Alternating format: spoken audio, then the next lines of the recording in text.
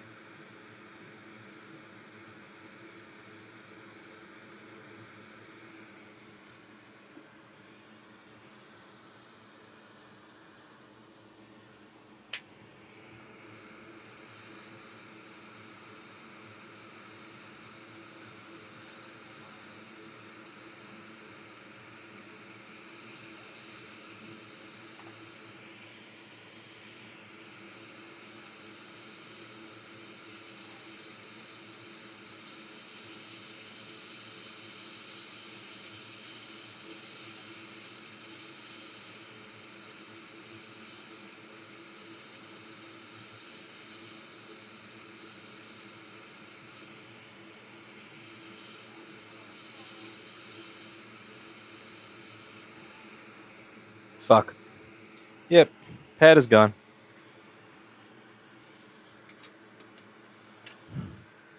You saw I was going really slow there because I was hoping to preserve the pad. But who are we kidding? I'll show you in the schematic a little later why that is the first thing to blow. That's the highest voltage point in the backlight circuit, the feedback portion. So if anything bad happens there, that is the first place where you're going to see that type of nastiness.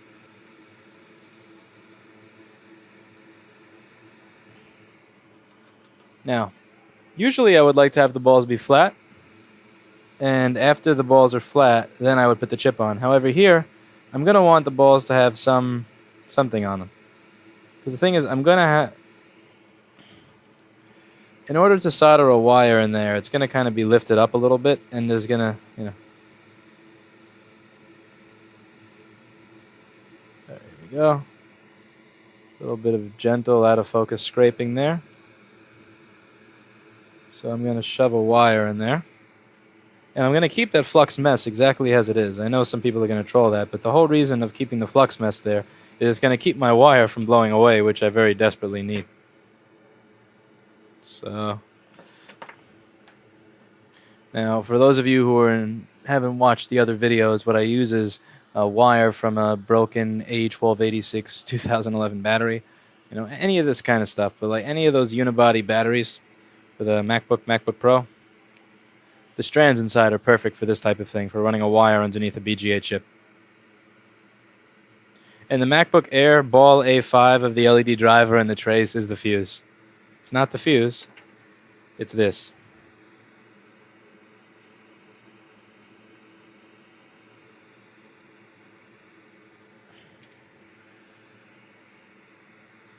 Hakko CHP 3SA tweezers are great for this. If you're finding that handling small jumpers like this is near impossible with your current equipment, check out these tweezers. Hakko CHP 3SA. I don't get paid to sponsor this shit. I pay for my tweezers full price on Amazon every time. The reason I like these is not because I get, because there are a lot of trolls that say I get paid for recommendations and shit like that. The thing is, everybody likes Weehaw tools, and I like their screwdrivers too. But their tweezers are like $30 to $40, and for this type of work, they're just, in my opinion, they suck. They're not bad tweezers, but for like this type of crap, they're just not what I need. Whereas the Hakko ones are like $5 to $15 on Amazon Prime, and if you watch the eBay or Amazon video, you know how I feel about eBay and Amazon. Trust me, I'm not trying to give them any extra money, but the thing is that they're cheap. I can get them quickly. And they fit the bill for this stuff. Much better than the other tools from the other companies, so there's not really much I can say there.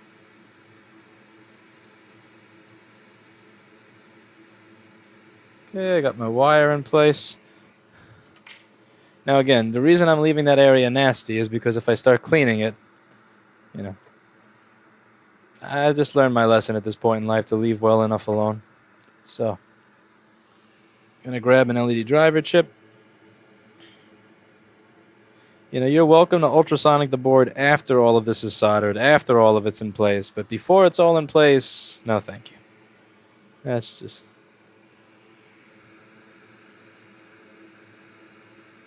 some fresh flux. Because we didn't have enough already. We need more. Do this. Make sure all the balls have flux on them.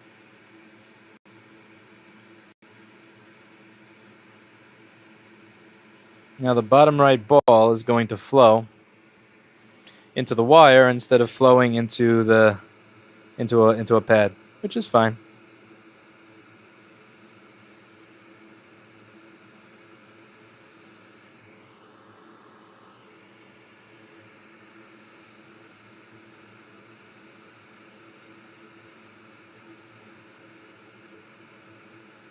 I'm holding my hot air station very far away because it's not my intention to melt anything just yet. I pushed down the middle and it didn't move, which means that it's probably in place. So at this point, it can be my intention to melt things. But see, I work slowly. My air, I have the air up to like 70% or so. So I'm shooting air out pretty quickly. A lot of people are afraid of blowing away the chip. The thing is, the chip is going to follow the heat. And if the board is cold, it's not going to follow the board. So that's why I want to heat the board up first before I go inside of the chip.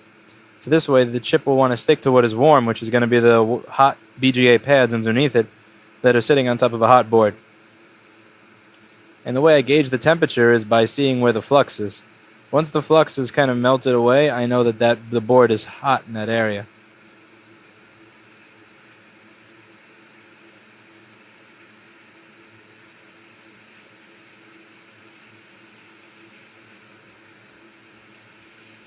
Now I go in close.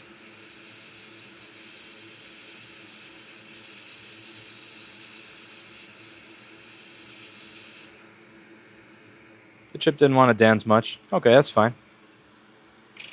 That's fine. Let's take a look and see what it looks like under here. Okay, it looks pretty shitty. Yeah, it looks pretty shitty. Let's try that again. See how all the balls are kind of... the balls are stuck up. Those are some stuck up balls. Yeah. Okay. Pump the air up. And try this again.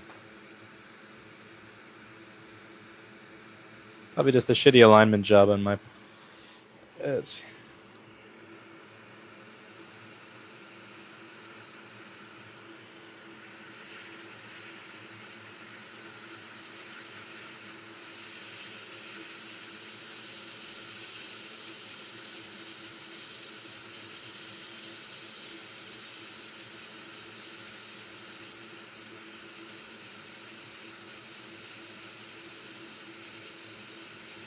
Now, I want to be very clear here. I was not pushing down as hard as I can, because if I do that, all the balls will come out. I was pushing down a tiny bit. I wasn't doing this, like, with the intention of pushing it all down. I knew that if I did that, I would push it down too much. So let's say this is the board, these are the balls, and this is the chip. I wasn't trying to push it down like this. I was trying to do this. Like, you understand? I wasn't doing this. I wasn't pushing it all the way down, because if I push it all the way down, all those balls are going to come running out. I pushed it down like this. Just a little bit, just to push it into place. That was how I corrected my mistake. And when you look at it now, the results are much better. So see? That's how you can correct a bad BGA solder job, in case any of you suck like me and can't solder the stuff in properly. Let's get the microscope a little higher so you can see that better. See? Same chip, same everything, just corrected the bad soldering job by just putting a tiny bit of pressure down. Now just to test a couple of other things. Let's see if the fuse is good. There's something funny about the backlight fuse in a MacBook Air. It virtually never goes bad. Everything is the fuse in a MacBook Air besides the actual fuse. The ball of feedback, the LCD connector, the LCD cable. And because I said that out loud, this is one of the very, very few times the fuse is actually bad. Go fucking figure. Oh, so.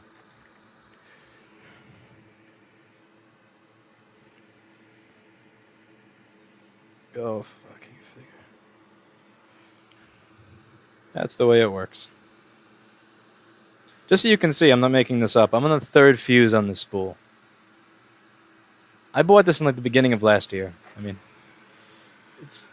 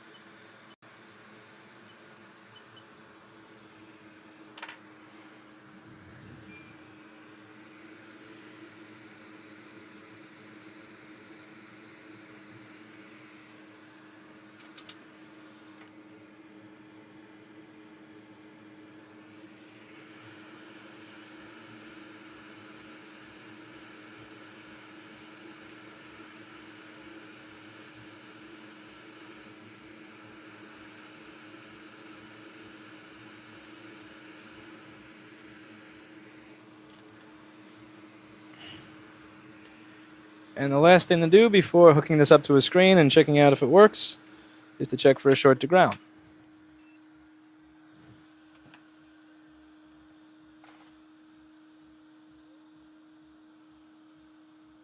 Nope. By the way, when I say that you can use diode mode as a method of troubleshooting or cheating, the number that you're going to get on a newly soldered circuit, particularly if it's still hot, is going to be totally different than the number that you're going to get on a circuit that's been used that also isn't still boiling hot. So with that said, let's plug in a screen here, see what I get. We have to get a DC in board. A fan would be useful just so we can see if it's turning on. I'm using the fan already.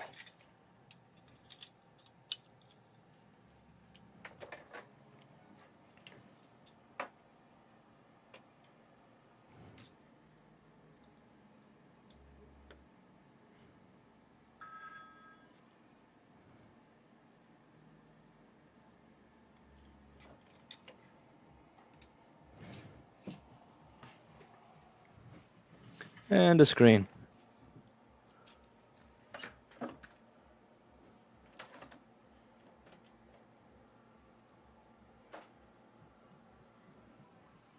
Do you have an air screen I can use to test this? I have an air screen that is a PEX screen. That's good.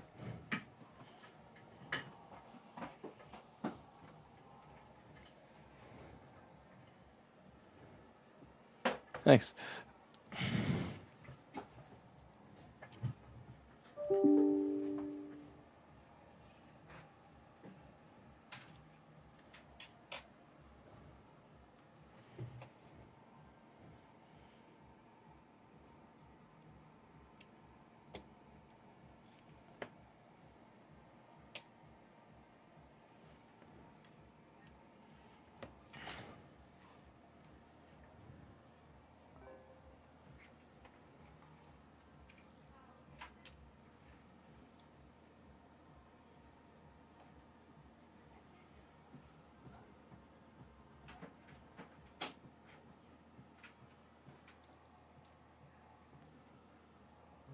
Oh, making a funny face at the camera while I was waiting. Look, it's beautiful. So that's how you can correct a bad BGA soldering job, and that's how you can see if it works, and that's also how you can run a jumper wire underneath a BGA chipset if there is a destroyed pad, which again, if you're doing anything to this specific model computer, you're going to be doing that like 5 times a week. Very common.